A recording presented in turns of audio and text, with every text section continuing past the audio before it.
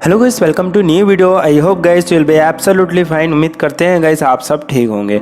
जैसे आप लोगों को पता ही है दोस्तों, यामा की तरफ से बहुत ही इंटरेस्टिंग बाइक को लॉन्च किया गया है और वो है यामा की R7। गाइस यामा की तरफ से R7 को फाइनली यहाँ पे लॉन्च कर दिया गया है। क्या प्राइस है, क्या स्पेसिफिकेशन है, इसके बारे में आज की इस वीडियो में बात करने वाले हैं। गाइस यामा जो R7 है पर्सनली मुझे काफ़ी पसंद है गाइस, लेकिन मैं आपको क्लियर कर दूँ दोस्तों एक प्रॉब्लम कि मैं आपको आगे बताने वाला हूँ। वैसे तो दोस्तों ये बाइक जो है मुझे काफ़ी पसंद है। चलिए दोस्तों आज की इस इंटरेस्टिंग वीडियो को स्टार्ट करते हैं। अगर चैनल पे पहली बार आए तो प्लीज़ अपने भाई के चैनल को सब्सक्राइब कर लीजिएगा, बेल के आइकन को ऑन कर लीजिएगा ताकि ऐसे ही इंटरेस्टिंग वीडियो के नोटिफिकेशन भी आप तक पहुंचते रह सके और आप मेरे वीडियो से अपडेट रह सकें। चलिए दोस्तों आज की इस वीडियो को स्टार्ट करते बात करते यामाहा R7 के बारे में। सबसे पहले दोस्तों मैं आप लोगों को एक बात क्लियर कर दूं गाइस कि यामाहा R7 को इंडिया में नहीं लॉन्च किया गया है गाइस। फिलहाल अभी इस बाइक को यूरोप में लॉन्च किया गया है। देखते हैं अब कब हमारे यहाँ ये बाइक आती है। वैसे मुझे उम्मीद तो नहीं है कि ये बाइक हमारे यहाँ आएगी, बट मेरे हिसाब से भाई आना जरूर चाहिए। भाई दोस्तों बात करते हैं अब इस बाइक के कुछ स्पेसिफिकेशन के बारे में। इस बाइक के बारे में आपको मैं बहुत सारी चीजें बताने वाला हूँ, ठीक है,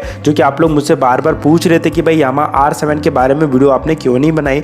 वैसे दोस्तों मैं सोचा नहीं था वीडियो बनाने पे, बट ठीक है मैं आप लोगों के लिए वीडियो लेकर आया हूँ। जो आप लोग बोलोगे मैं वही वीडियो बनाता हूँ हमेशा। कहीं चलिए बात करते हैं बाइक के एक्स शोरूम प्राइस के बारे में। इस बाइक का जो एक्स शोरूम प्राइस रखा गया है वो रखा गया है 6,56,000 रुपीज के आसपास, 6,56,000 रुपए के आसपास का इस बाइक का एक्स शोरूम प्राइस रखा गया है यूरोप में। वही दोस्तों बात करते हैं कुछ स्पेसिफिकेशन के बारे में। इंजन टाइप में 2 cylinder liquid cool euro 5 4 valve ड्यूएस इंजन इस बाइक में डिजाइन किया गया है। बाइक में 689 सीसी का इंजन यूज किया गया है। जनरली हम इसे R7 के नाम से जानते हैं, तो बहुत सारे लोग ये भी समझते हैं कि ये 700 सीसी बाइक है।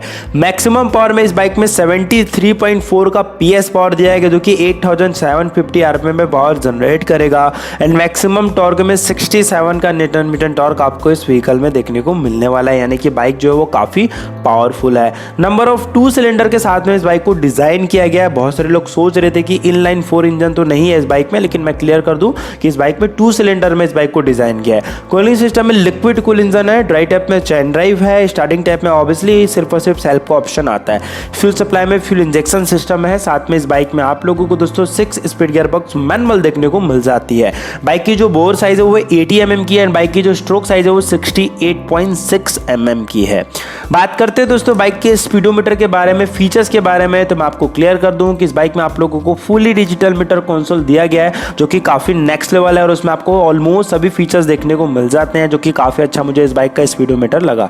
बात करेंगे अगर चेसी एंड सस्पेंशन के बारे में, तो चेसी टाइप में दोस्तों डायमंड टाइप चेसी इस बाइक में यूज की गई है, जो कि काफी बेटर है। साथ में बात करेंगे अगर सस्पेंशन के बारे में, तो फ्रंट में इसमें टेलीस्कोपिक फॉक्स यूज किया गया गाइस, जो कि काफी अच्छा है। रियर में स्विंग आर्म सस्पेंशन आपको इस बाइक में देखने को मिल जाता है। बात करते हैं बाइक के लेंथ एंड कैपेसिटी के बारे में। बाइक की जो ओवरऑल लेंथ है वो 2070 mm की है।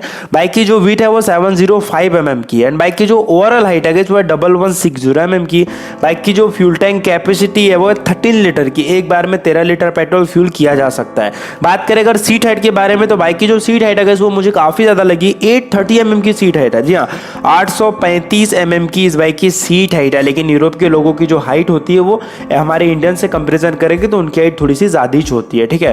बाइक की जो ग्राउंड क्लियरेंस है वो काफी कम है, 135 mm की। बाइक की जो व्हील बेस है वो है 1395 mm की। एंड बाइक का जो कर्व वेट है गाइस वो है 1888 kg का। वही दोस्तों बात करते हैं बाइक के इलेक्ट्रिकल्स के बारे में। इलेक्ट्रिकल्स में दोस्तों इस बाइक में आपको काफी अच्छी लाइट मिली है, जो कि fully LED white setup bike में देखने को मिला है, जिसकी लाइट काफी ज्यादा ब्राइट है। टर्न सिंगल लैंप में भी LED मिलता है, टेल लाइट में भी LED मिलता है। बैटरी में 12 वॉट की बैटरी आपको इस बाइक में देखने को मिल जाता है। बात करते हैं बाइक के टायर्स एंड ब्रेक्स के बारे में। टायर साइज में गाइस सबसे पहले बात करूं तो फ्रंट में इसमें आपको 120/70 का टायर देखने को मिलता है, जो कि काफी अच्छा टायर है। सुपर बाइक में यही टायर आता है, जो कि आपको ट्यूबलेस टायर आता है। रियर में 180/55 का टायर आपको इसमें रियर में देखने को मिल जाता है। Tyre type obviously tubeless tyre है। व्हील टाइप में अलॉय व्हील आपको इस बाइक में देखने को मिल जाता है। बात करते हैं ब्रेकिंग के बारे में दोस्तों, तो ब्रेकिंग भी आप लोगों को इस बाइक में काफी बेटर देखने को मिल जाती है। कहीं ना कहीं दोस्तों भाई सुपर बाइक है तो ब्रेकिंग तो रहेगी।